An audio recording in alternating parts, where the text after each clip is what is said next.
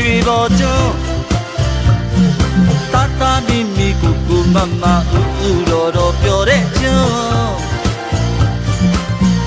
တော်တောင်စိတ်ဆန်းတဘာဝလာဤတန်သာယာပြုစင်ပါတော့သူတော်ချင်းသူတော်မြတ်တို့တရားဘာဝနာအားထုတ်ပြကျွန်းပထမဆက်ရှိသူများသာတရားရှာကဤကျွန်းနဲ့ကျွန်းဘာသာသာသနာရောင်ဝါသွန်းအသွေးပေါ်ထုံးနဲ့ရွှေပေါ်ကျွန်းစိတ်ကြည်သာစွာမိထီလာပြိုင်မြုပ်မလိုက်တွင်ငါရွှေပေါ်ကျွန်းအဝိဇ္ဇာပေါင်းကင်းအပညာရှင်းလင်းရွှေလာမေကပါဝင်းချွေဝါလာပါတဲ့ကျွန်းအရောက်တာခံရဲ့က